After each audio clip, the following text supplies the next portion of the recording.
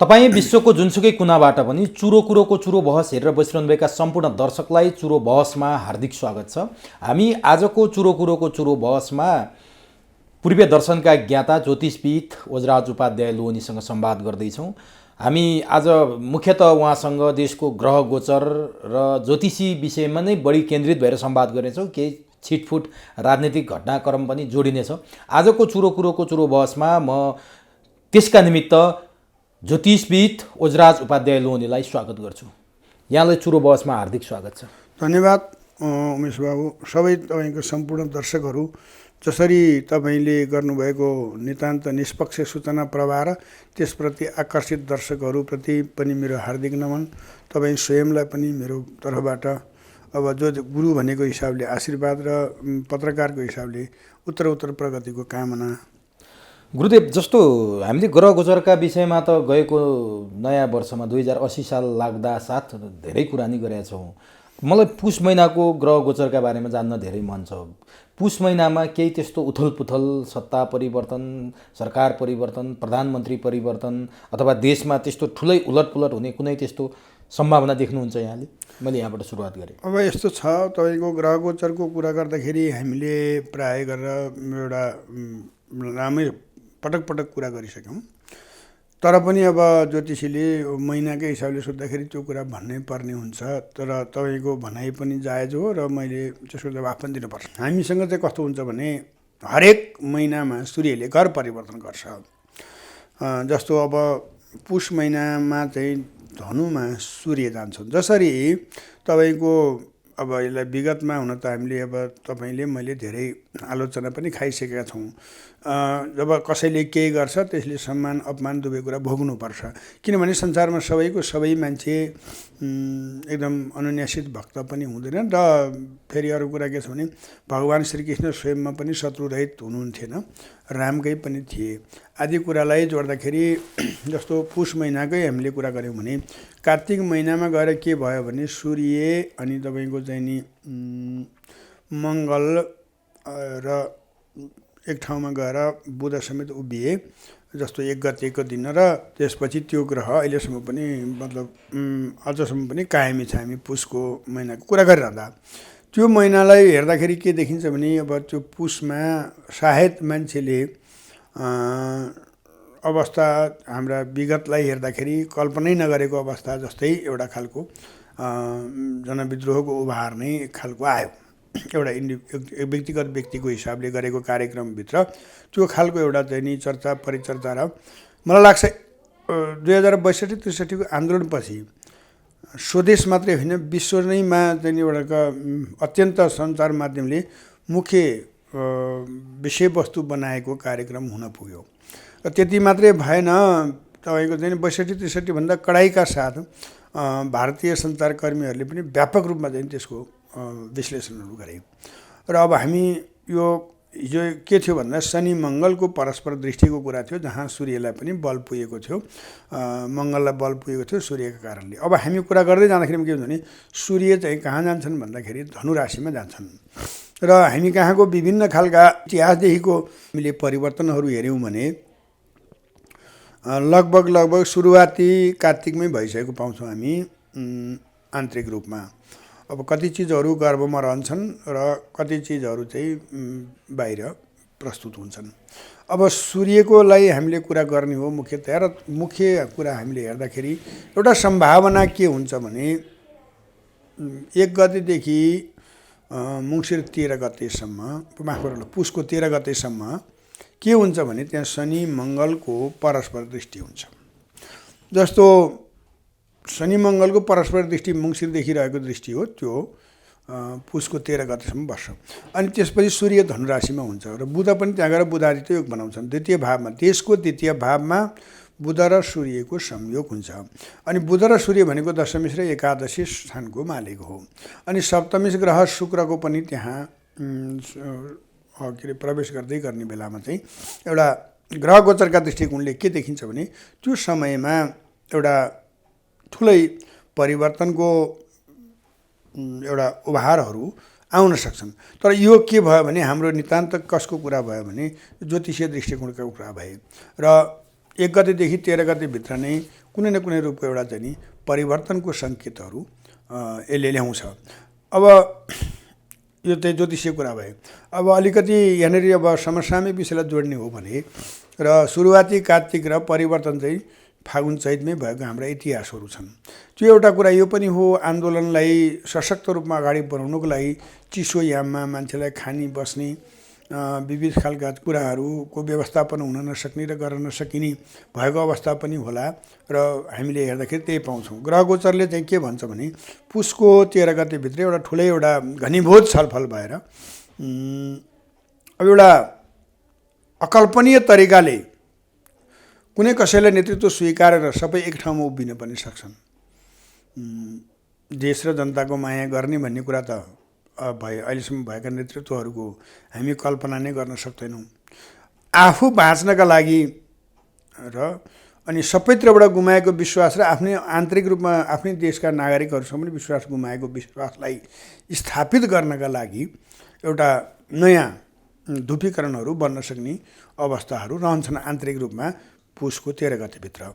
अब यसरी हेर्दाखेरि चाहिँ पुस महिनाको ग्रह गोचरलाई हेर्दाखेरि कस्तो छ भने देशको राशिदेखि चौथा भावमा शनि छन्, द्वितीय भावमा गएर सूर्य बसेका जान्छन् धनुराशिमा। मङ्गल चाहिँ 13 गतेसम्म कहाँ बस्छन् त भन्दा देशको राशिमा बस्छन्। मङ्गल जमिनको अधिपति पनि हो, मङ्गल जमिनको अधिपति पनि हो र नेपाल देशको लागि मङ्गल बढी कारक ग्रह पनि हो। किन कारक ग्रह हो भने नेपाल देशलाई वृश्चिक राशि मान्दाखेरि नेपाल देशको राशिको स्वामी मङ्गल हुन्छन् र मङ्गल राशि स्वामी भएको र आफ्नै राशिमा बस्दाखेरि आफ्नो जमिनको, आफ्नो भूगोलको, आफ्नो धर्मको, आफ्नो संस्कृतिको रक्षा गर्नको लागि मङ्गल अत्यन्तै चनाखो र शक्तिशाली हुन्छन्। फेरि मङ्गलको महत्त्वपूर्ण अर्को कुरा के छ भने मङ्गल चाहिँ विशेष गरेर सुरक्षा संयन्त्रको अधिपति पनि हो अनि हात हतियारको अधिपति पनि हो र अनि चोरको अधिपति पनि हो र जमिनको पुत्र, देशकै पुत्र पनि हो। यस अर्थमा पनि नेपाल जस्तो कस्तो छ भने भूमिपुत्र, नेपालीहरूले नै रक्षा गर्ने, नेपालीहरूसँगै संसारका सम्पूर्ण साम्राज्यवादीहरूले विभिन्न प्रकारको खेल खेल्दा पनि नेपालमाथि पूर्ण विजय हासिल गर्न नपाउनुको रहस्य पनि यही छ। किनभने नेपाल देशको स्वामी मङ्गल हुन्छ। मङ्गल चाहिँ नि के हो त भन्दा भूमिपुत्र हो र भूमिपुत्र भएको हुनाले हाम्रो छिमेकी देश भारत उपनिवेश हुन सक्यो र हाम्रो हुन सकेन। किनभने यहाँ 3टा चाडा कुराहरू छन्। एउटा भनेको यो दैविक र प्राकृतिक रूपमा पनि अत्यन्त शक्ति सम्पन्न मुलुक हो र अप्ठ्यारो र सङ्कट परेको अवस्थामा आफ्नो दैत्यहरूले राज्य खोसेका र स्वर्गका 33 कोटी देवताहरू विस्थापित हुँदाखेरि आश्रय लिने ठाउँ पनि नेपाल हो। अर्को के छ भने यो संसारको संरचनालाई हेर्दाखेरि सृष्टिको निर्माता हामी 3टा कुराले बुझ्न सक्छौँ र नेपाल यस अर्थमा पनि बढी महत्त्वपूर्ण छ र यस अर्थमा बढी सुरक्षित रह्यो। किनभने यो प्रकृति पूजक मुलुक हो। यो जस्तो यहाँ रोल्पाको मान्छे हुनुहुन्छ र नेपालमा विभिन्न संस्कृति, विभिन्न भाषा, विभिन्न धर्महरू भने धर्म त एउटै हो, विभिन्न धर्महरू हामी बहुआयामिक रूपमा बहुभाषिक, बहुसांस्कृतिक र बहुधार्मिक रूपकोले हामी चित्रण गर्छौँ। जस हिसाबले मलाई जहाँसम्म लाग्छ प्रकृति पूजनको कुरा जति पनि हजुरको रोल्पा जिल्लामा हुन्छ, सायद रोल्पा लगायतका यो मध्यपश्चिम भेगमा हुन्छ, त्यति नै अन्यत्र नहोला। प्रकृति पूजक भन्ने बित्तिकै पञ्चतत्त्वको पूजा गर्ने र एउटा दर्शनसँग पनि सम्बन्धित छ। पञ्चतत्त्व भन्ने बित्तिकै छ नि जलवायु, अग्नि, आकाश, पृथ्वी। अर्को महत्त्वपूर्ण कुरा चाहिँ के पनि छ भने यसलाई शिवको वासस्थान पनि भनिन्छ। शिवको वासस्थान पनि भनिन्छ र हामी शैव सभ्यताका मानिसहरू हौँ र हामी कहाँ चाहिँ के छ भने धेरै पछि आएको वैष्णव सभ्यताहरू, जसले गर्दाखेरि के हुन्छ भने जहाँ शिव हुन्छन् त्यहाँ पूर्ण संस्कृति हुन्छ, जहाँ पूर्ण संस्कृति हुन्छ त्यहाँ तन्त्र, मन्त्र, यन्त्र, जन्त्र सबै कुराहरू चल्छन् र विभिन्न कलाकृतिहरू पनि त्यसैबाट प्रेरित भएर विश्वमै नपाइने अलभ्य कलाकृतिहरू, अलभ्य संस्कृतिहरू, अलग्य मौसमहरू यस्तो छ कि प्रकृतिले चाहिँ नि यसलाई स्वर्गको रूपमै चाहिँ नि सम्पूर्ण चाहिँ आशीर्वाद दिएको छ। र यहाँ कहिले कहिले के हुन्छ भने नेपाल मुलुक चाहिँ जुन प्राकृतिक मुलुक र शिवको शैवको मुलुक भएका कारणले गर्दाखेरि अनि यहाँ चाहिँ प्राय गरेर पश्चिमा सभ्यताहरू नेपालप्रति बढी क्रोधित आकर्षित आक्रामक हुन्छन्। किनभने शनि भनेको मलेक्ष ग्रह हो। अब शनि कुम्भ राशिमा छ अनि हाम्रो देशको राशिभित्र हाम्रो देशको राशिको चौथा स्थान भनेको जस्तो मानिसको शरीरमा भन्दाखेरि हृदय भनिन्छ, देशलाई भन्दाखेरि पनि घर भनिन्छ, चौथा स्थान फेरि घर पनि भनिन्छ। देशको घर त सबैसँग भयो। अब यहाँ शनि छ। अब यो शनिले चाहिँ के गर्न खोज्छ भने हाम्रा आन्तरिक मानिसहरूलाई, हाम्रा भित्र भएका मानिसहरूलाई विभिन्न प्रलोभनमा, डर त्रास धम्कीमा र आशमा चाहिँ के गर्छ भने हामी भित्रकै मान्छेहरूलाई खेलाउने एउटा षड्यन्त्र चाहिँ पश्चिमाहरूको हुन्छ। जसरी कुम्भमा शनि जाँदा होस्, मेष मिनमा राहु जाँदा होस्, त्यो बेलामा कुनै न कुनै रूपमा चाहिँ देशमा अशान्तिपछि फेरि पुनः यी अपराधिक तत्त्वहरू कमजोर हुने र शक्तिशाली धार्मिक र देशभक्तहरू बलियो हुँदाखेरि फेरि एउटा मिलनको बिन्दुमा पुग्छन्।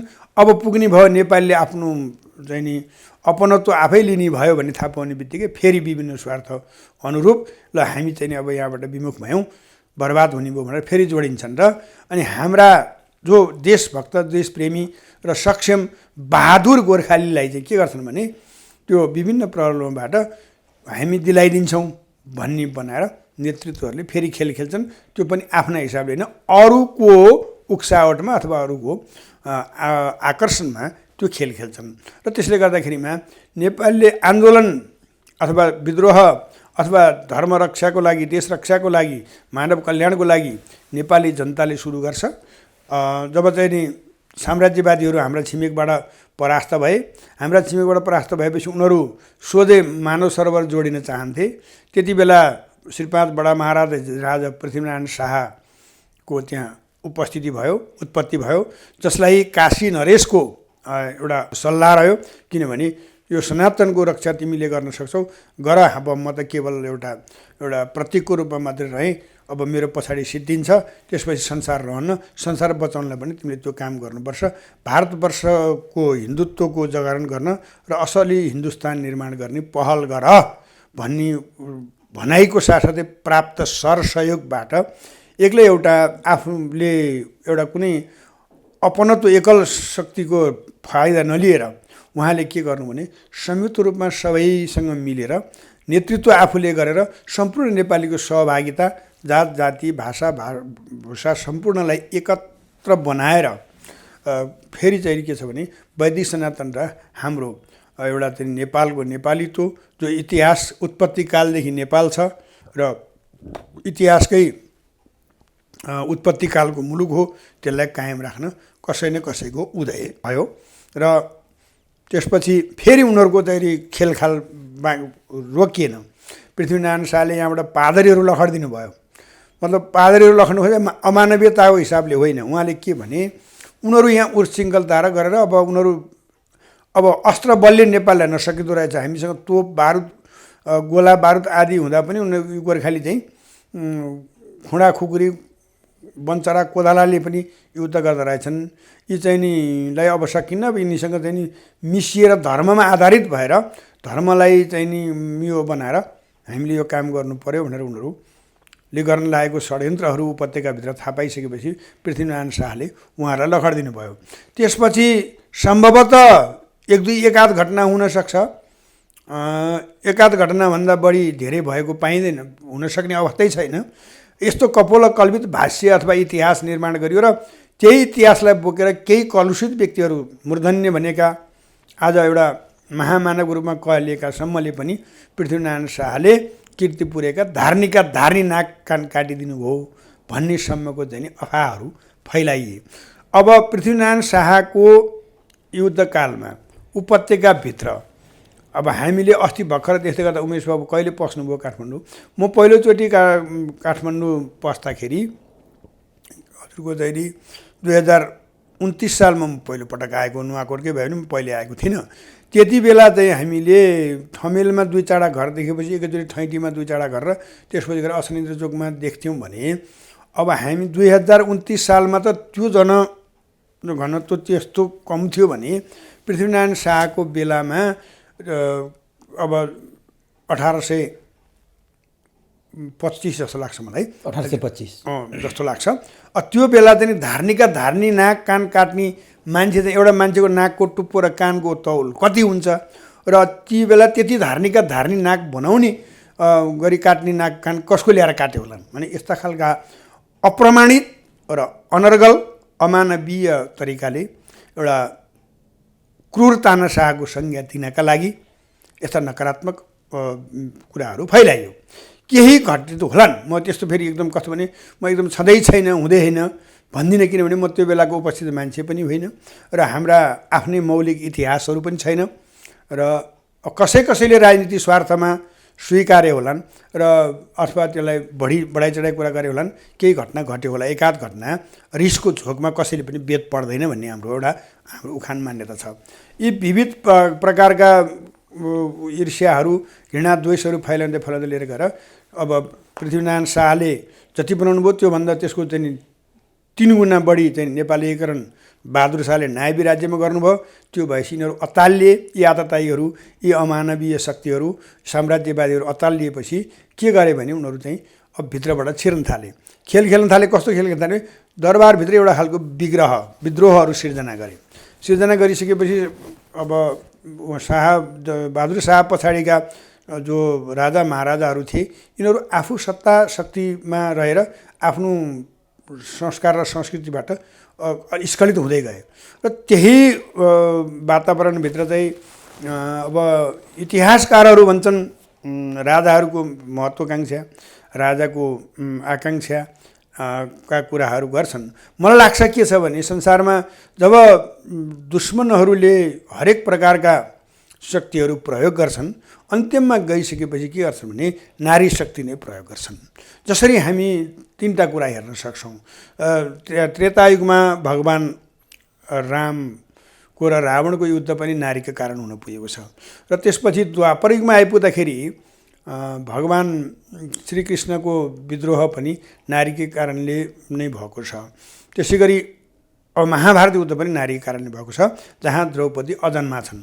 त्यसपछि यहाँ कुन तरिकाले ल्याइयो अथवा उहाँ स्वयंको आफ्नै खालको महत्त्वाकांक्षा थियो अथवा त्यो महत्त्वाकांक्षाको अभिप्रेरित गरियो र एकजना चाहिँ नि त्यति बेलाको राजकाज सम्बन्धी नियम कानुन र विधि थितिभन्दा विपरीत तरिकाले ब्राह्मण कुलकी अथवा एउटा कुनै ब्राह्मण परिवारकी एकजना नारीसँग चाहिँ नि दरबार जोडिन पुगिसकेपछि त्यसैलाई वातावरण बनाएर त्यो अब मलाई यसो हेर्दाखेरि अनुसन्धान गर्ने हो भने त्यो कुनै एउटा षड्यन्त्रमूलक तरिकाले ती मान्छेलाई ठ्याक्क चाहिँ नि श्रीपाद महाराज रियाल पृथ्वीनारायण शाह मन्दिर जाने क्रममा मन्दिरमा भेटेको भन्ने हामी कतिपय इतिहासहरू पाउँछौँ। त्यही समय बनाएर एउटा सुन्दरी मान्छे प्रयोग गरेको हुनुपर्छ अथवा संजोग पनि होला मानौँ, तर अनुसन्धानको विषय हो, किनभने यो कसैको नितान्त हामीले देखेको कुरा पनि होइन र हामी कहाँ त्यस्तो प्रमाणिक इतिहासहरू पनि छैन। तर त्यो हिसाबले के देखिन्छ भने त्यसपछि आइसकेपछि अब यिनीहरू नै साम्राज्यवादीहरूले नै के गरे भने फेरि चाहिँ नि त्यहाँ जङ्गबहादुर निर्माण गरेर त्यो सम्पूर्ण कुराहरू सिद्ध्याइदिए र ध्वस्त बनाइदिसकेपछि 104 वर्ष त्यहाँ सिद्धियो। त्यसपछि पनि के देखिन्छ भने देशमा जब सङ्कट पर्छ, जब चाहिँ नि यी कुतत्त्वहरू बलशाली हुन्छन्, अनि त्यसपछि उनीहरू चाहिँ जब उनीहरूले धर्म संस्कार र संस्कृतिलाई विस्थापित गरेर जब चाहिँ नि नेपाललाई कब्जा गर्न खोज्छन्, त्यहाँ कसै न कसैको जन्म हुन्छ, कसै न कसैको उपस्थिति हुन्छ। अकस्मात त्यही वंशमा स्वर्गीय महाराज महेन्द्रको उपस्थिति भयो। यस्तो अवस्थामा थियो कि देश आज जान्छ कि भोलि जान्छ कि पर्सि जान्छ, के हुन्छ भन्ने कुरा थाहा छैन। आफ्नो मुद्रा पनि छैन, अनि आफूले राखेको इतिहास पनि छैन, आफूले राखेको सार सिमाना पनि छैन, आफूले बनाएको नरनक्सा पनि छैन। र त्यो बेलामा उहाँले एउटा चाहिँ जुन साहस गर्नुभयो, साहस गर्दाखेरि के थियो भने उहाँले आफ्नो इतिहास विरासतको इतिहासलाई बुझेर, जसरी पृथ्वीनारायण शाहले नेपालका सम्पूर्ण मगरहरूलाई एउटा युद्धको मोर्चामा, ब्राह्मणहरूलाई पाठ पूजा र साधनाको मोर्चामा, ज्योतिषको मोर्चामा, त्यसपछि अब सूचीकारहरूलाई वस्त्र निर्माणको पक्षमा, त्यसपछि विश्वकर्माहरूलाई घरेलु हतियारको पक्षमा, त्यही अनुसारको युद्धमा जाँदाखेरि चर्मकारहरूलाई चाहिँ त्यही खालको चाहिँ सजिलो सहज लगाउने पाउ पोसका हिसाबले सबैलाई समेटेर अनि विशेष गरेर नेतृत्व आफूले गरेर गुरुङ मगर अग्रपङ्क्तिमा भक्ति थापा अमरसिंह थापा, बलभद्र कुँवर आदि लगायतका सम्पूर्ण मान्छेहरू यी पृथ्वीनारायण शाहबाट प्रेरित शक्ति हुन्, जसले चाहिँ नेपाललाई एकीकरण गरे। त्यही खालले विदेशमा बसेका जस्तै डाक्टर मृगेन्द्रराज पाण्डे होइन, उहाँलाई चाहिँ देशको लागि आवश्यक छ। त्यति बेला राजा महाराजाले तिमी भन्थे, तिमी नेपालमा फर्किनुपर्छ। उहाँलाई अहिले गएर सोध्यो भने उहाँ जीवित हुनुहुन्छ। अर्को भर्खर बित्नुभयो, अत्यन्तै विश्वकै एउटा प्रखर अर्थविद र कूटनीतिविद यदुनाथ खनाल, जो मान्छे उहाँ नेपाल नआउने हिसाबमा हुनुहुन्थ्यो, उहाँले गएर फर्काले हुनुभयो। बर्मामा गएर बर्मामा बसेका नेपालीहरूलाई श्रमलाई पनि ल्याउनु भयो, बुद्धिजीवीहरूलाई ल्याउनु भयो र प्राविधिकहरूलाई पनि ल्याउनु भयो। र अनि यी सम्पूर्ण दुईवटा पृथ्वीनारायण शाहले भने जस्तो दुई ढुङ्गाको तरुल छ हो नेपाल। दुई देशका ठुला ठुला, एउटा धूर्त बादशाह छ, एउटा चाहिँ सोझो छ, अप्ठ्यारो छ, यस्तै विविध खालका दिव्य उद्देश्यहरू छन्। हामीले सबै कुरा गर्न थाल्यौँ भने हजुरको मेरो चाहिँ 2-3 दिन 4 दिन एकैछिन जान्छ। यी सबै कुरालाई व्यवस्थापन गरेर नेपालमा आफ्नो मुद्रा, आफ्नो न्यायालय, आफ्नो प्रशासन र आफ्नो चाहिँ वर्चस्व र नेपालीत्व अनि सामन्त र भूमिपतिहरूको ज्यादाती विरुद्धको भूमि सुधार ऐन लगायतका मानवता विरोधी नारीप्रतिको अपमानलाई सम्मान दिनका लागि मुलुकी ऐन, जहाँ 35 वर्ष कटेपछि छोरीले छोराछोरा अंश पाउने भने त्यति बेलाको बेला त्यो के भयो र भन्नलाई सहिलो छ। त्यति बेला त्यो नै ठुलो कुरा थियो, जहाँ कि महिलालाई सतीसम्म लान सक्ने, लैजान सक्ने खालको समाजमा छोरीलाई 35 वर्षपछि पनि अंश दिने बनाउँदा त्यो जाबता के हो र भन्नलाई आज सहिलो छ। त्यो दिनमा त्यो यति गाह्रो कुरा हो, त्यो भयो। त्यसपछि आएर जमिनदारमा जमिनको हकबन्दी लगाएर गरिबले गरी खाने वातावरण बनाउनु भयो। त्यसपछि अर्को महत्त्वपूर्ण कुरा, सबैभन्दा ठुलो महत्त्वपूर्ण कुरा चाहिँ के छ भने जातीय हिसाबले जुन खाने उत्पीडन भएका समुदायहरूमाथि मुलुकी ऐनले जातपात सम्बन्धी सम्पूर्ण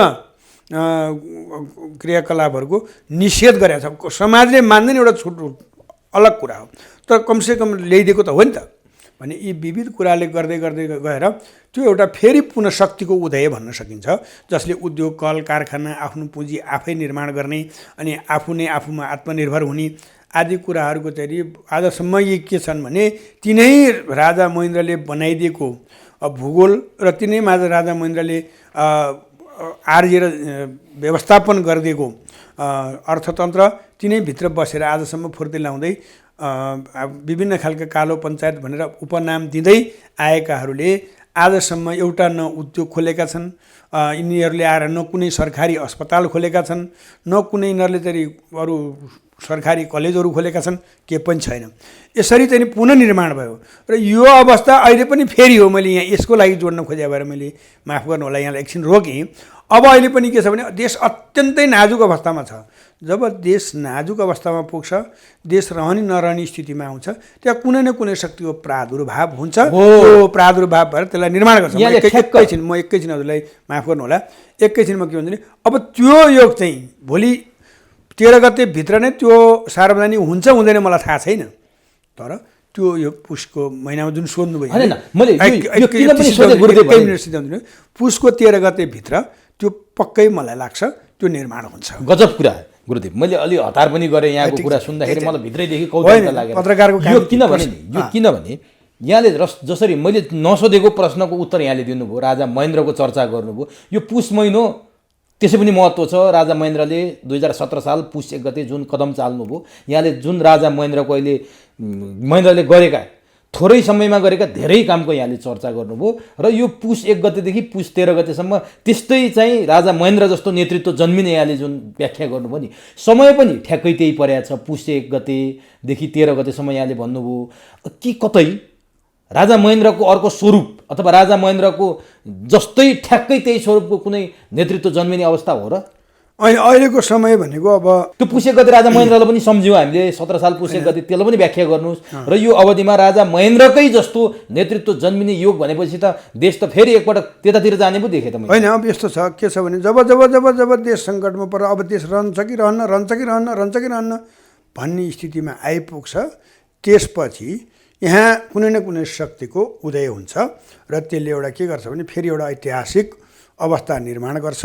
र अलिकति यहाँनिर मैले ज्योतिषभन्दा बाहिर जोडेँ, आजको विश्व नै के भइसक्यो भने ऐतिहासिक शक्ति वा आधुनिक उच्छृङ्खलताको द्वन्द्व हो।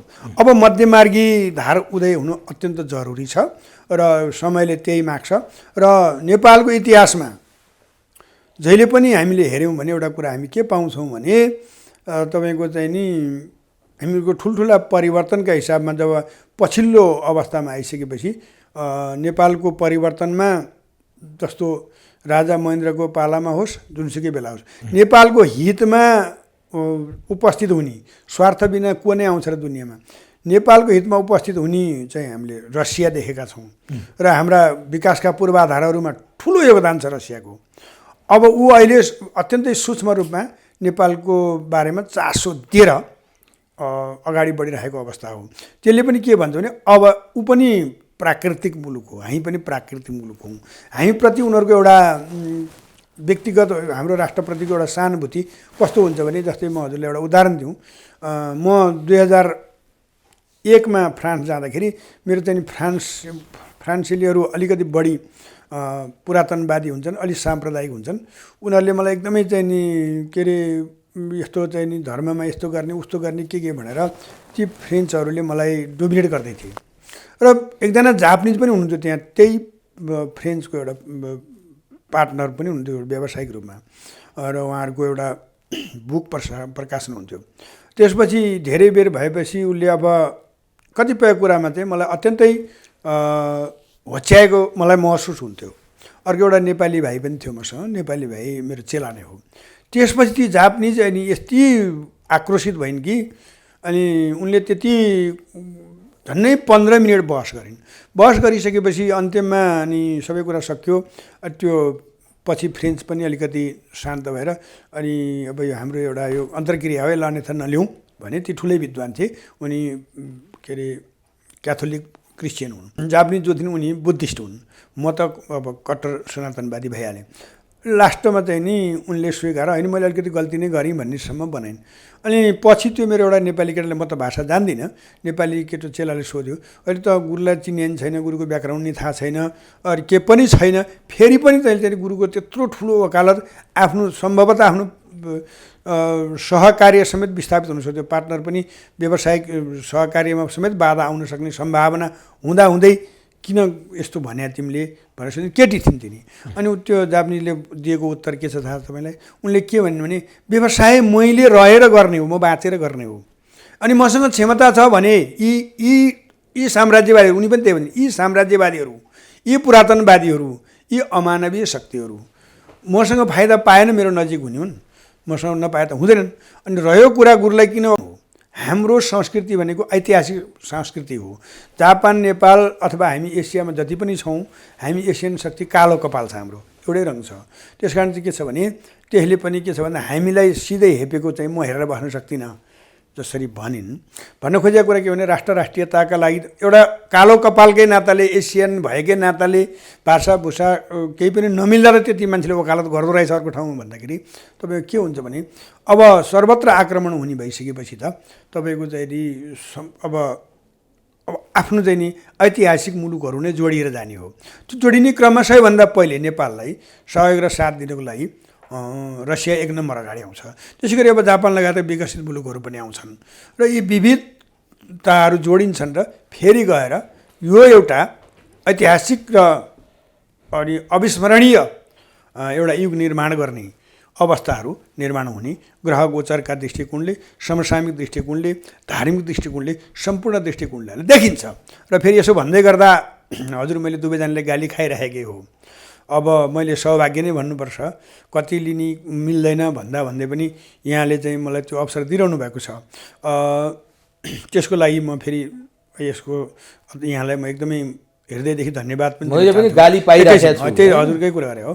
गालीको बावजुद पनि यहाँले म प्रति देखाएको सदा सहायता, सद्भाव, भक्ति प्रति म एकदम नतमस्तक छु र म फेरि आभार प्रकट गर्न चाहन्छु। तर कुरा के रह्यो भन्दा गाली गर्नेहरू आफ्नो ठाउँबाट ठिकै हुनुहुन्छ, किनभने अब कुरा दोहोऱ्याइरहन्छ, काम केही पनि हुन्न भन्नु उहाँहरूको अधिकारको कुरा भयो। तर म फेरि यस अर्थमा के विश्वस्त छु भने मैले जे भन्दै गएको छु ती कुराहरू भइरहेका छन्, भित्रभित्र खिचडी पाकिरहेको छ। अब यो यसको चाहिँ प्रस्फुटन हुन बाँकी हो, विस्फोटन हुन बाँकी हो। र अब समयले माग्यो, कुनै एउटा त्यस्तो पात्र यहाँ उत्पत्ति हुन्छ। पुसमै त्यो सम्भावना छ। पुसको 13 गतेभित्र त्यो सम्भावना हुन्छ, तर हामीले देख्दाखेरि फागुन पुग्न पनि सक्छ, चैत पुग्न पनि बीजारोपण चाहिँ पुसको 13 मा भइसकेको छ। बीजारोपण अझै हुर्किन्छ। हामीले पटक पटक बीजारोपणको कुरा गर्यो, त्यो टुसाकै देखिन्न के। मैले त भन्दैछु त हजुरलाई, हामी वर्षको सुरुवातमै भयो, किनभने वर्षको सुरुवातमै हामीले धेरै कुराहरू 79-80 मा हेऱ्यौँ नि त। हामीले त्यो कुरा के स्वीकार्नुपर्छ भने हिजोको दिनमा म बाहेक कोही पनि छैन, मेरो उपस्थितिमा कसैले पनि केही पनि गर्न सक्दैन, रौँ पनि हल्लाउन सक्दैन भन्ने मान्छेहरू तपाईँ उठ्नै नसक्ने थला परेको वर्ष पनि 79-80 नै हो। अब एउटा कल्पनै नगरेको एउटा पर्दाभित्रबाट अकस्मात बालेन उदायो, किनभने देशको राजधानीको महानगरमा एउटा महानगरको प्रमुख एउटा कुनै दलको आशीर्वाद र सहयोग बिना नै उत्पत्ति हुन्छ भने त्यो चाहिँ सामान्य मान्छे मान्न मिल्दैन कि, किनभने त्यो भाग्यले मात्रै हुनसक्ने कुरा हो। न उनको राजनीतिक कुनै पृष्ठभूमि छ, न उनको समाजले देखेको चर्चा परिचर्चा कुनै केही छ, के पनि छैन। अब तर के छ भने अकस्मात किन उदाए त, होइन। अब त्यस्तै गरेर अब अरू जस्तै हाम्रा रविजी लगायतका केही व्यक्तिहरू अकस्मात उदाए, होइन। अब अरू त राजनीति गरेकै मान्छे हो, बराबरबाट केही सिट बढ्यो घट्यो, अथवा चाहिँ काङ्ग्रेसले यति ल्यायो उ ल्यायो, यो त एउटा निरन्तरताको हो कि सदाबहार हो। तर यो अकस्मात चिजले आएका छन् जुन हामी चर्चा गर्दैछौँ। अनि हामीलाई अब दुनियाँलाई के चाहिएको छ संसारको मान्छेलाई हजुरको भने सर्लकै परिवर्तन होइन, परिवर्तन चाहिए त स्वाभाविकै हो। पाए त 1 घन्टा पनि राख्नुहुन्न यो स्थिति। त्यो एउटा म एउटा व्यक्तिगत नागरिकको हिसाबले देश दिनानुदिन तपाईँको चाहिँ हरेक दिन चाहिँ करोडौँ रुपियाँ दिनकै हिसाबले चाहिँ विदेशी ऋणमा डुबिरहँदाखेरि यो चाहिँ परिस्थितिलाई थामेर हामीले किन बस्दिनु पर्ने अझ ऋणबाट बोकेर, त्यो चाहेर हुने होइन। तर मलाई जहाँसम्म लाग्छ किनभने यत्रो ठुलो जस्तो के थियो भने हामीले के हेर्नुपर्छ भने हिजोको दिनमा हजुरको चाहिँ राजा महाराजाले नै यो सर्वत्र के अरे विकास समृद्धि र मानवता र मानव अधिकारलाई चाहिँ नि ध्वस्त बनाएका हुन्। यिनलाई फालेपछि सबै कुरा हुन्छ भन्ने मुद्दा भएको हुनाले एकदमै छिटो, चाँडोभन्दा चाँडो, त्यो चाँडो भन्नुपर्छ, त्यो चाहिँ सफल हुन पुग्यो। किन सफल हुन पुग्यो भने त्यो भाष्य बनाएको थियो, सबैलाई त्यही आशा र विश्वास थियो। हो, विश्वास के थियो भने राजा महाराजाहरूले नै केही गर्न नदिएका हुन् भन्ने विश्वास पनि उहाँहरूले दिलाउनु भएको थियो। र अर्को थप के थियो भने आशा र विश्वास दुइटै भने अब यी राजा महाराजा गएर हामी जनताका छोराहरू प्रधानमन्त्री राष्ट्रपति हामीले चुनेर पठायो भने हामी चाहिँ नि समृद्धिको सगरमाथामै पुग्छौँ भन्ने चाहिँ नि आशा थियो। त्यो आशा र विश्वासलाई केही हदसम्म मलदल पुर्याउने भने चाहिँ के भने राजाका वरिपरि बस्ने मान्छेहरूले आफ्नो स्वार्थप्रति उत्प्रेरित भएर अनि के गरिदियो भने जनताप्रति नकारात्मक सन्देश जाने गरी राजाहरूलाई त्यही किसिमले उक्साइदिए राजालाई। र त्यो अकस्मात अकल्पनीय तरिकाले दुर्घटना भयो र परिवर्तन भयो। अब अहिले किन भएन भनेर कसैले प्रश्न गरियो भने त्यति बेला के थियो भने एउटा भाष्य निर्माण गरेको थियो, राजा नै हो समस्या, राजा नभएपछि सबै हुन्छ भन्ने थियो। अब अहिले के छ भन्दा राजाहरूभन्दा त उहाँहरू त बडा महाराजा भन्दा केही थप्न मिल्छ भने त्योभन्दा माथिको हुनुभयो, होइन। अब दुनियाँको केही हुने कुरा त अब 7,000 टाउकोमा ऋण बोक्नेहरू आज 80-83 हजार भन्ने तथ्याङ्कहरू छन्। 80-83 भन्दै गएपछि केही नभए नि 81-82 त होला, अथवा 80 नै होला। अब यी सबै कुरापछि अब के त भने अब यहाँ चाहिँ अहिलेको समस्या के हो भने अनि सबैले चलाएका छन्, सबैले सबैसँग खेलेका छन्, एकले अर्कालाई विश्वास गर्ने अवस्था बनाएको छैन। अनि सबै धेरै जस्ता मान्छेहरू देशभक्तहरू गुटमुटेर एक ठाउँमा पुग्छन्, फेरि त्यहाँभित्र पुगिसक्दा बाहिरबाट हेर्दा यसले ठ्याक्कै के किन पल्टाइहाल्छ भन्ने हुन्छ, त्यहाँ पुगेर हेर्दा उस्तै देखिन्छ। र एउटा विश्वसनीय र दैविक सामाजिक रूपले दुवै खालको शक्तिले विश्वास गरेको र नेपाली जनताले निर्विकल्प त्यसलाई स्वीकार्न सक्ने व्यक्तिको जन्म भइसकेको होला। यसलाई चाहिँ नि सामाजिक रूपमा अवतरण गर्न बाँकी होला। मलाई लाग्छ यो 13 गतेभित्र हामीले प्रत्यक्ष देख्न पाउँछौँ पाउँदैनौँ, त्यसको लागि केही समय कुर्न पर्न सक्छ। मैले अघि नै भने मौसम परिस्थिति सबै कुराहरू हुन्छन्। तर अब यो वर्ष केही न केही हुनुपर्छ, किनभने यो इतिहासमा धेरै पटक सङ्कटबाट मुक्त भएको छ देश। अब हामीले यो वर्ष केही गरेनौँ भने आगामी वर्षको बारेमा हामी कुरा गर्छौँ। साङ्केतिक रूपमा यो 2 वर्ष देशको हितमा छ, यो 2 वर्षभित्र हामीले केही पनि कुरा गर्न यदि सकेनौँ यो देशलाई बचाउने भने अर्को 81 साल भनेको त त्यो भयावह हुन्छ। त्यो कोही आएर कोही गएर केही भएर केही हुन्न, देश लथालिङ्ग हुन्छ, त्यसपछि देश रहन्छ कि रहन्न। तर यो प्रकृतिले यसलाई वरदान दिएको, हामी नेपालीहरू सच्चा नेपालीहरू जो जति छौँ तिनले चाहिँ नि देशप्रति आफूले अत्यन्तै भक्तिभावपूर्ण समर्पण गरेको र अगाडिपट्टि पेटमा नि बच्चा पिठ्युमा नि बच्चा बोकेर वीर वीराङ्गनाहरूले युद्ध गरेर बचाएको भूमि हो र यसलाई बचाउनुको लागि यो वर्ष ग्रह गोचरले पूर्ण रूपमा साथ दिएको छ। यो अब प्रश्न आउँछ यसले के अरे भाका सार्यो भनेर। मैले भाका सारेकै होइन, किनभने हामी घटना परिघटनालाई हेरौँ। जस्तो असोज 30 गतेभित्र यहाँ कुनै बिजारपन भइसक्यो कि 6 गते निर्णय गरेर 7 गते त्यो आन्दोलनको वार्ता होइन नि। त्यो बिचमा त के छ भने दसैँ थियो, तिहार थियो, त्यो बेला मान्छे आन्दोलनमा जाँदैन। अब त्यहाँ कसैले एक थरीले फेरि प्रश्न गर्ला, त्यो त आन्दोलन भयो सिद्धियो भनेर पनि भन्लान्। किनभने कुनै पनि यस्ता विशाल विशाल कार्यहरू भयानक भयानक अब राष्ट्रकोलाई नै राष्ट्रिय दुर्घटना जाने बेलामा राष्ट्र बचाउने गरी उभार आउनको लागि केही समय लाग्छ। तर पुस 13 गतेभित्र यहाँ केही न केही खालको एउटा वातावरण बन्छ र कुनै न कुनै व्यक्तिको, शक्तिशाली व्यक्तिको सम्पूर्णलाई समेट्ने, देशहितमा उभिने र विदेशीहरूलाई पनि सन्तुलित रूपमा उभ्याउन सक्ने पात्र उभ्याउँछ ग्रहले भन्ने कुरामा म विश्वस्त छु। अब गुरुदेवले यो कुरा गर्दाखेरि बडो आनन्द पनि लाग्यो, सकारात्मक हुन त हामीले धेरैचोटि गरेका छौँ। यो सर्लक्कै हेर्दा केही देखाएको छैनौँ भन्ने हामीलाई भएको छ, तर वातावरण बनिराखेको छ भन्ने कुरा पनि हामीले बुझिराखेका छौँ। तर नि गुरुदेव, जस्तो यो के कारणले हो, नेपाल कसरी अवस्थित भएको छ र यस्तो भएको छ कि नेपाल अर्थतन्त्रले पनि बडो धोका दिएको अवस्थामा पुगेको छ, अर्थतन्त्र डामाडोल अवस्थामा छ, रोजगारीका कुनै सम्भावनाहरू छैनन्।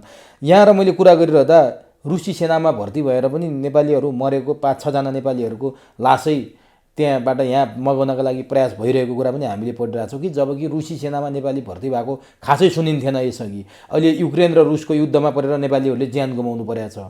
कति अझै युक्रेनको सेनाको कब्जामा भएको भिडियो पनि सार्वजनिक भइरहेको छ। मैले यो किन जोड्या हो भने राजनीतिक रूपमा जोड्या भन्दा पनि नेपाल कस्तो स्थितिमा अवस्थित छ र यहाँका युवाले रोजगारीको अभाव भोगिराख्नु परेको छ, राजनीतिक अस्थिरताले देश चाहिँ लगभग 70-80 वर्षदेखि त्यही एउटै चाहिँ पेरिफेरीमा घुमेकै छ, अर्थतन्त्र डामाडोल छ, प्रधानमन्त्री भएको कुनै व्यक्ति 5 वर्ष पुग्नै पाउन्न र हामीले त्यसलाई यस्तो भनेर चित्त बुझाएको छौँ कि सतीले सरापेको देश हो भन्छौँ, त्यहीमा चित्त बुझाउनु पर्ने अवस्था छ। न हामीले राज संस्था हिज स्वीकार्य भयो सबै जनतालाई, न हामीले लोकतन्त्र र गणतन्त्र स्वीकार्य भयो, न आज चाहिँ यो व्यवस्था परिवर्तन सबै यो प्रजातन्त्र बहुदलीय प्रजातन्त्र केही पनि नहुने सधैँभरि दुःख मात्रै पाउने। यो किन भइरहेछ? के ग्रहले अप्ठ्यारो पारेको छ? यसको चाहिँ कसले पूजाआजा गरेपछि यो क्षमा पूजा भएर क्षम्य हुने हो गुरुदेव? यहाँ यो चाहिँ अलिकति कस्तो भयो भने अब यो अलि जटिल प्रश्न भयो। जस्तो 60-70 वर्षको जुन हामी कुरा गर्छौँ, कस्तो हुन्छ भने अब यो समाजमा षड्यन्त्रकारीहरू लागिरहन्छन्। फेरि अर्को कुरा के छ भने विभिन्न शक्तिहरू पनि लागिरहन्छन् र हामी 70 वर्षदेखि यो किन भोगिरहेका छौँ भने एउटा व्यक्तिले निर्माण गरेको एउटा चाहिँ नि सानो भूमिमा साम्राज्यवादीहरू जसको चाहिँ नि आधुनिक संरचनालाई हेर्ने भने चन्द्रलोकदेखि मङ्गललोकदेखिका आदि कुरा गर्ने शक्तिहरूले पनि 70 वर्षसम्म पनि विभिन्न प्रकारले खेलेर हामीलाई हरिकङ्गाल बनाउन सफल पनि भए, हामीलाई एउटा सक्षमबाट असक्षम बनाउन पनि सफल भए। तर पनि हाम्रो देश बाँचिरहेको छ, यही नै महत्त्वपूर्ण। देश त बाँच्यो तर घिटी होइन, मैले बुझेँ। के ग्रह अब जस्तै घरमा ग्रहको पूजा गरौला, ग्रह शान्ति गरौला, त्यो ठिक होला के? राष्ट्र नै ग्रहको दलदलमा कसरी फसिरहेछ भने के? होइन, यस्तो हो। तपाईँको राष्ट्र नै ग्रहको दलदलमा फस्ने भन्दा पनि कहीँ शान्ति छैन। एउटा चाहिँ के छ तपाईँको भन्दा नि आधुनिक प्राचीन विज्ञान ज्योतिष विज्ञानलाई आधुनिकीकरण गर्दै बनाइएको वास्तुको नियमले पनि नेपाल अलिकति अप्ठ्यारो अवस्थामा छ। किनभने दक्षिणतिर ढलेको भूमि चाहिँ आर्थिक रूपमा कमजोर हुन्छ भन्ने हो एउटा कुरा। दोस्रो कुरा चाहिँ के छ भने तपाईँको चाहिँ संसारका सम्पूर्ण साम्राज्यवादीहरूबाट कुनै पनि क्षेत्रलाई कब्जा गर्नु पर्यो भने त्यहाँ के गरिन्छ भने मुख्यतया चाहिँ 3टा कुरामा प्रहार गरिन्छ, पहिलो अर्थतन्त्रमै प्रहार गरिन्छ, अनि दोस्रो तपाईँको चाहिँ नि शिक्षामा प्रहार गरिन्छ, संस्कृति शिक्षा, त्यसपछि अर्को तेस्रो चाहिँ के छ तपाईँको भने अनि स्वास्थ्यमा प्रहार गरिन्छ। यी तिनवटा चिज त किनभने मान्छेको अन्वेषित कुराहरू हुन्।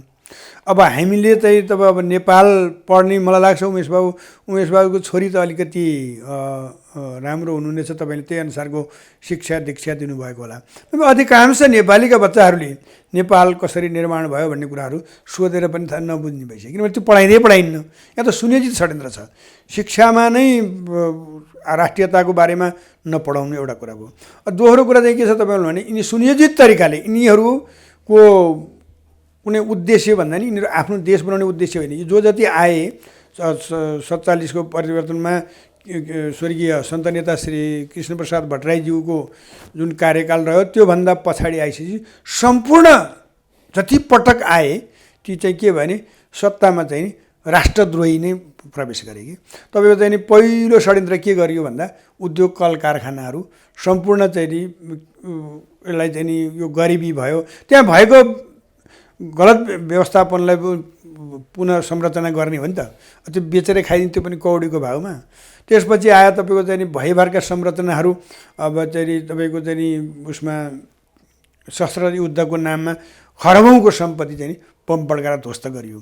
आखिर त्यो राष्ट्रको सम्पत्ति हो नि, सामन्तले बनाए पनि जसले बनाए पनि। हिजो राणाहरूले 104 वर्ष शासन गरे, उनीहरू क्रूर भए, तानाशाह भए, सम्पूर्ण कुराहरू भए। एकाध व्यक्ति बाहेकले न सम्पत्ति बाहिर लगे, न चाहिँ उनीहरूले के अरे निर्माण गरेको ठाउँहरूलाई कहीँ बेचेर भागे। त्यही आखिर संरचनाभित्र पञ्चायतको र यिनै आजका हामी चाहिँ तथाकथित बहुदलीय र गणतन्त्रवादी भन्नेहरूले अब कार्यालयको रूपमा प्रयोग गरिरहेका छन्। देशमा सम्पत्ति राखिँदो रहेछ नि त, होइन? अब भलै त्यसको लागि फेरि राणा शासन राम्रो, उसले राम्रो गरे भन्न खोजे होइन, कमसेकम त्यो ठाउँ त राखिदिएको थियो नि त, सम्पत्ति देशमै राखिदिएको थिएँ। नामै नलिउँ, केही व्यक्तिहरू विषम परिस्थितिमा पनि आफ्नो सम्पत्तिहरू भलै उनीहरूलाई ब्याजै होला, फाइदै होला, नेपालमा राखेर नेपालै बसेका इतिहास बिरलै पाइन्छ। शासकहरू चाहिँ आफूले शासन व्यवस्था छोडेर जाँदाखेरि यी राखेर बसेका छन्। अब हामी चाहिँ यस्तो मान्छे, यस्तो संस्कृति हामीमा भयो कि हामीले राष्ट्रियता नपढेको हुनाले पुँजी हामी दुनियाँले देख्दा 1 रुपियाँ पैसा नहुने, तर पुँजीले उहाँहरू अत्तालिएर छटपटिनीसम्म हुन्जेलसम्म पनि हामी तिनीहरूलाई नै पूजा गरिरहने। यो चाहिँ सम्पूर्ण कुरा के हो भने पापको घडा भर्नको लागि फेरि एउटा नवीन संस्कृति र सर्वसम्मत सर्वोत्कृष्ट राज्य बन्नको लागि के छ भने यी सबै कुराबाट उदाङ्गिनु र नाङ्गिनुपर्छ र वर्षौँ लाग्छ। किनभने भगवान् श्रीकृष्णको हामीले इतिहास हेर्यौँ भने 17 पटकसम्म उहाँ जरासन्धसँग युद्ध गर्नुभयो। 18औं पटक भएपछि केही शिव लागेन, उहाँ भागेर छुट्टै सहर बनाएर बस्नुभयो। त्यतिले पनि के थियो भने उहाँलाई सम्भव थिएन, उहाँको हातबाट जरासन्ध मर्दैन थियो, कंस मात्रै मर्ने थियो। त्यसपछि उहाँ महाभारतमा गएर आफू एउटा चाहिँ नि सुयोग्य पात्रको रूपमा उपस्थित भएर भीमसेनद्वारा जरासन्धलाई मराउन सफल हुनुभयो र त्यहाँ चाहिँ नि लाखौँ राजा रजौटाहरू जो जति थुनिएर जरासन्धका बन्धनमा थिए त्यहाँ मुक्त गराउनु भयो।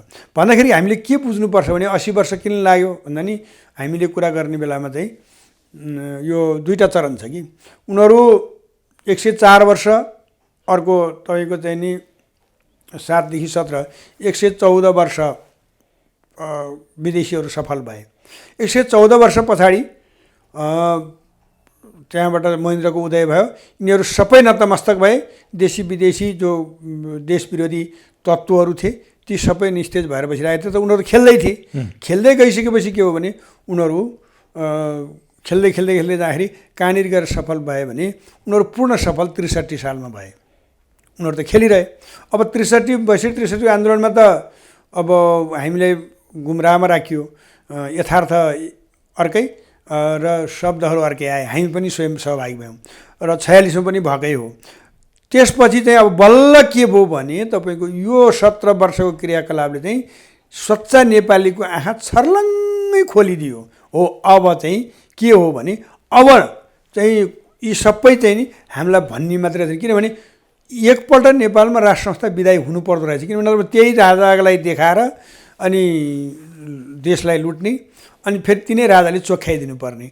अब तपाईँको 2062-63को आन्दोलनमा चोकमा बसेर ठुल्ठुला नेताहरूले हामीले गल्ती गऱ्यौँ, हामीलाई सच्चिने मौका दिनुहोस्, हामी तपाईँहरूसँग क्षमा माग्न आएका हौँ, अब हामी त्यस्तो गर्दैनौँ भनेर चाहिँ उहाँहरूले भनेका रेकर्डहरू सायद यहाँसँग पनि होलान्, अथवा नभए पनि हामी विभिन्न ठाउँमा पाउँछौँ ठुलै नेता हुँ भन्नेले।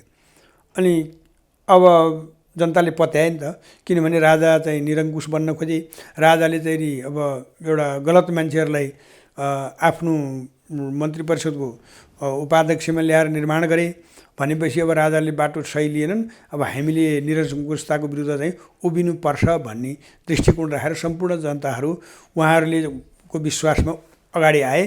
त्यसपछि के भयो भने नेपाली शाह वंशको इतिहासमा नेपाली शाह वंशहरूलाई हामीले हेऱ्यौँ भने 21औं पुस्ता भयो उनीहरूको, उहाँहरूको अहिलेसम्म एकाध व्यक्ति बाहेक उनीहरू आफ्ना उनीहरूको भाषा उहाँहरूको भाषामा रैती, हाम्रा भाषामा प्रजाप्रति उहाँहरू चाहिँ कहिले पनि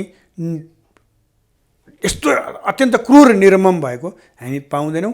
किनभने अन्त्यमा गइसकेपछि जनता मर्छन् भन्ने स्थिति आइसकेपछि उहाँहरू आफू स्वयं त्यहाँबाट पलायन हुन चाहनुहुन्छ। त्यसमा पृथ्वीनारायण शाह, जसले विराज बखतीलाई बनाउन खोज्दा जनताले मानेन भन्दा कालुपाँडे उहाँले नचाहँदै बनाउनु पर्यो भनेर उहाँले आफ्नो उपदेशमा दिव्य उपदेशमा दिनुभयो।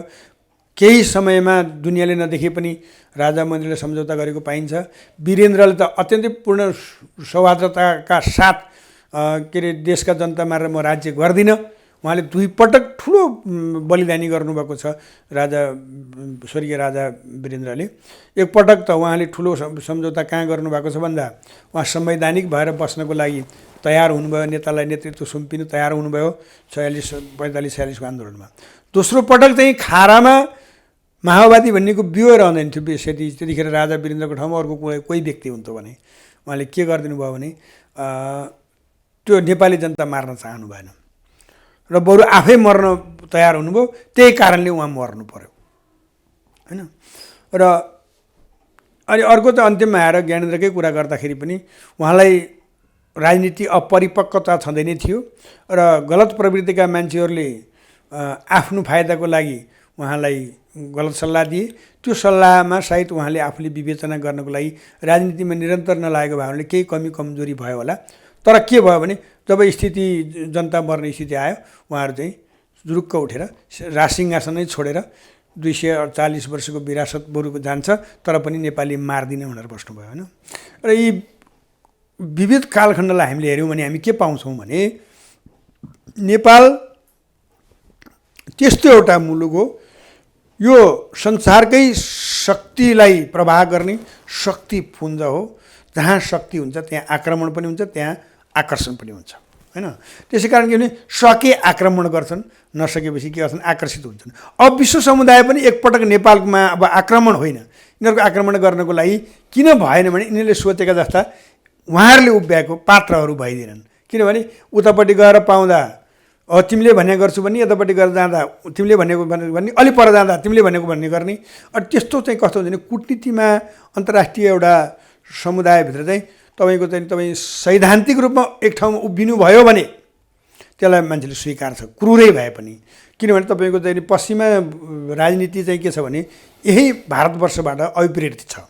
जस्तो तन्त्र, योग, साधना, मन्त्र, सम्पूर्ण कुरा र राजनीतिकमा फुटाउ राजनीति गर भन्ने खालका जुन चाहिँ एउटा महाभारतकालीन एउटा चाहिँ नि शक्ति छ।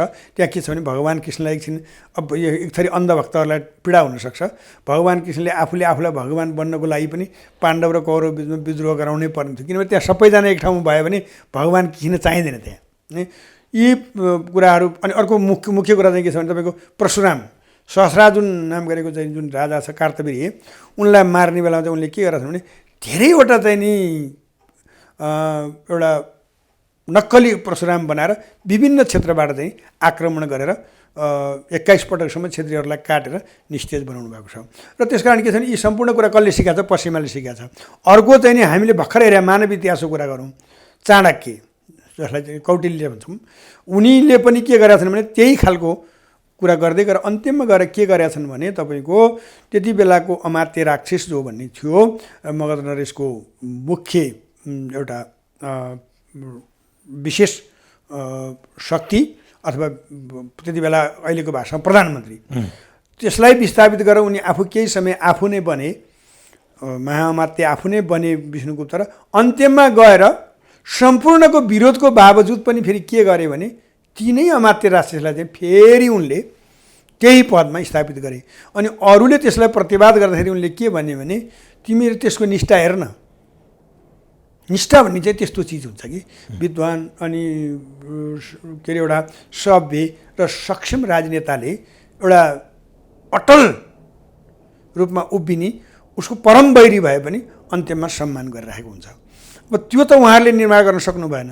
हिजो जसरी चाहिँ नि भारत चाइनाको सम्पूर्णको विरुद्ध एक्लै उठेर कूटनीतिक रूपमा चाहिँ बहुत आयामिक चातुर्यता अपनाएर राजा महेन्द्रले जसरी संसारको विश्वास जित्न सफल हुनुभयो, यसो मतलब उहाँसँग विश्व पूर्ण रूपमा विश्वास त थिएन, तर के थियो भने उहाँको चातुर्यताले उहाँहरूलाई कसैलाई पनि भाग्न दिएन। किन उहाँहरूको एउटा आफ्नै निष्ठा छ भन्ने कुरा चाहिँ विश्व स्थापित एउटा प्रतिबिम्ब पनि हो र इतिहासमा हामीले पढ्दा र हेर्दा देखिने पनि हो। र यी विविध कारणले गर्दाखेरि के छ भने अब चाहिँ नेपालमा त्यस्तो एउटा सम्पूर्ण सर्वस्वीकार्य एउटा शक्तिको उपस्थिति यो वर्ष हुनुपर्छ, हुन्छ, ग्रहले त्यही भन्छ। र आखिरमा नेपाल फेरि अत्यन्तै कठिन अवस्थामा अब डुबे डुबे डुबे डुबे हुने बेला धेरै पटक छन्। मुङ्गलको आक्रमणमा किन नहोस् र त्यसपछि गएर तपाईँको चाहिँ ब्रिटिसको आक्रमणमा किन नहोस् र आजको दिनमा किन नहोस्, फेरि एउटा कुनै न कुनै स्वरूप निर्माण हुन्छ र अनि फेरि सक्षम भएर जान्छ। र किनभने यो संसार सिद्धिने बेला भएको छैन, संसार रहनको लागि नेपाल रहनुपर्छ, त्यसले गर्दा नेपाल रहन्छ भन्ने ज्योतिषीय, धार्मिक र समसामयिक तिनटै कुराले पुष्टि गर्छ। अब अन्तिममा गुरुदेव, हजुर, अर्थतन्त्र अत्यन्तै डामाडोल छ, आर्थिक समस्याले धेरै मान्छे आक्रान्त छन्, आर्थिक गतिविधि ठप्प छ, बजारमा किनमेल समेत रोकिने अवस्था आएको छ, जनताले आधी पेट खानुपर्ने अवस्था आयो भनेर अर्थशास्त्रीहरू बोल्न थालेका छन्। अब त हुँदा हुँदा गभर्नरले पनि यो विषयमा हायलकायल भएको कुराहरू बोल्न थालिसक्नु भएको छ। भलै आजबाट बैङ्कले चाहिँ ब्याज दर चाहिँ घटाउने भनिरहेछ। यो आर्थिक जुन धराशायी हामीले बेहोरिरहेका छौँ, योबाट मुक्त चाहिँ कहिले हुन्छ ज्योतिषीय हिसाबले सोध्नु? ज्योतिषीय हिसाबमा चाहिँ हजुरको के छ भने मलाई लाग्छ यो सुधारका आन्तरिक सुधार होला, यसले अलिकति भयो भन्ने अवस्था उनलाई लाग्छ 1.5 वर्ष अझै लाग्छ। अझै 1.5 वर्ष हामी होइन, अर्थतन्त्रमा एउटा अलिकति मजबुत अवस्था हुनलाई 1.5 वर्ष लाग्छ। हस् गुरुदेव, यहाँसँग कुराकानी गर्ने यो सुनौलो अवसर यहाँले प्रदान गर्नुभयो, महत्त्वपूर्ण विषयमा जानकारी गराइदिनु भयो। पुष महिनाका जुन यहाँले सम्भावनाहरू भन्नुभएको छ, हामी 1 गतेदेखि 13 गतेसम्म बडो आशा गरेर बस्नुपर्ने अवस्था छ। बिजारोपण होस्, यहाँले भने जस्तो केही नहुने भने त देशै नरहने अवस्था रहन्छ भनिरहनु भएको छ, त्यो तातिर नजाओस्। 98% यहाँले सकारात्मक कुरा गरिराख्नु भएको छ। नेपालीहरूका सुदिन आउन्। यहाँको यो महत्त्वपूर्ण समय र संवादका लागि कोटी कोटी नमन। यहाँलाई पनि म जाँदा जाँदै के भन्छु भने अब उमेश बाबुले मिसाइदिनुहुन्छ, उमेश बाबुसँग कुरा गर्दा बानी नै परिसक्यो। समसामयिक चर्चाहरू पनि अलिकति मिसिए, ज्योतिष र धार्मिक दृष्टिकोणमा जे जस्तो अनुभव थियो मैले बताएँ। र यसको एउटा म अन्तिममा के अनुरोध गर्छु भने म कसैप्रति लक्षित छैन है। मलाई मेरो देशका सम्मानित व्यक्तिहरू पदीय हिसाबले जुन सम्मान उहाँहरूसँग छ त्यो सम्मान छ। अब उहाँहरूले गर्ने क्रियाकलाप गलत छ भने त्यसको चाहिँ चर्चा गर्नु एउटा स्वतन्त्र नागरिकको कर्तव्य हुन्छ। त्यही कर्तव्य मात्रै मैले निर्वाह गरेँ, यसलाई अन्यथा नलिनु होला। र जुन मौका दिनुभयो चुरोकुरो परिवार र विशेष गरेर उमेश बाबु, यहाँलाई धेरै धेरै धन्यवाद। र जसरी चुरोकुरोमा तपाईँहरू दिनानुदिन आकर्षण भएर हेरिरहनु भएको छ, अझै हेरेर सत्य तथ्यमा आधारित भएर अझै बढी आलोचना, धेरैभन्दा धेरै आलोचना, जुन कुराले मलाई सच्चिन होइन, मलाई सत्यमा उभिन प्रेरणा मिलोस्। यहाँहरूको म क्रिया प्रतिक्रियासँग मलाई स्तुतिगान भन्दा पनि आलोचना नै मनपर्छ। सशक्त र नीतिगत आलोचना गरेरै लेख्नु होला र त्यसप्रति म आभारी हुनेछु। र यो मौका दिनुभएकोमा उमेश बाबुलाई फेरि जाँदै धन्यवाद दिन चाहन्छु। हवस्, गुरुप्रति पनि हार्दिक कृतज्ञता व्यक्त गर्छु। हस्, धन्यवाद।